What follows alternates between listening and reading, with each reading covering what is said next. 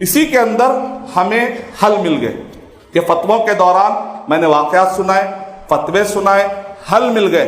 پہلا حل توحید کو مضبوط کرے، دوسرا حل اتباع سنت کو مضبوط کرے، تیسرا حل اقامت صلوات نمازوں کی پابندی کرے، چوتھا حل یہ ہے اجتماعی مسئلوں میں انفرادی رائے دینے سے بچے، پانچواں حل یہ ہے علم، عمل، دعوت، صبر۔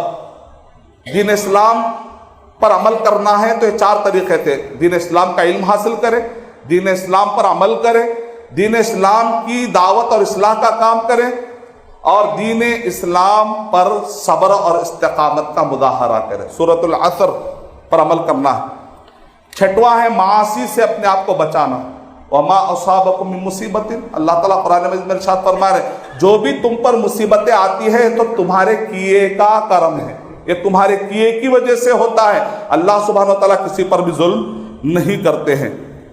اور صحیح الجامع صغیر حدیث نمبر 423، شیخ البانی رحمۃ اللہ علیہ یہ حدیث بار بار پڑھتے ہیں، بار بار، اتنے مرتبہ میں پڑھ لیا شیخ البانی رحمۃ اللہ علیہ کے فتوے میں کہ شیخ البانی رحمۃ اللہ علیہ سے جب بھی پوچھا جاتا تو شیخ البانی رحمۃ اللہ علیہ یہ حدیث پڑھ دیتے، صلت اللہ علیکم ذلن، یعنی اللہ تعالیٰ اللہ کے نبی صلی اللہ علیہ وسلم پیشن گوئی کر رہے ہیں کہ مسلمانوں کو ذلیل کون کریں گے؟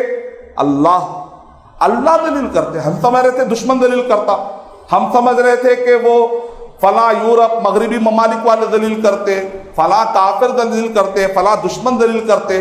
یہ حدیث میں کیا بتایا جا رہا ہے؟ صلی اللہ علیکم ذلن، اللہ کے نبی صلی اللہ علیہ وسلم کہہ رہے ہیں کہ مستقبل میں ایک ایسا وقت آنے والا ہے جیسا بنی اسرائیل پر ذلت طاری ہوئی تھی، مسلمانوں پر بھی ذلت طاری ہوگی۔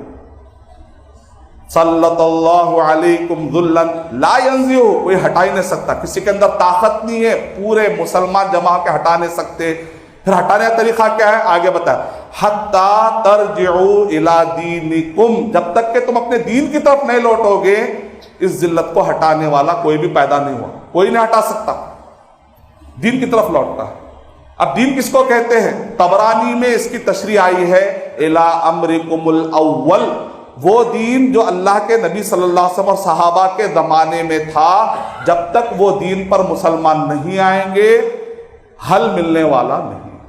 یہ جو ساتواں حل ہے، یہ اس حدیث کو سامنے رکھنے سے پتہ چلتا ہے کہ فی الوقت مسلمانوں کی کمزوری یہاں پر ہے، اس کو ہمیں ریکٹیفائی کرنا ہے، اس کو ہمیں کریکشن کرنا ہے۔ شیخ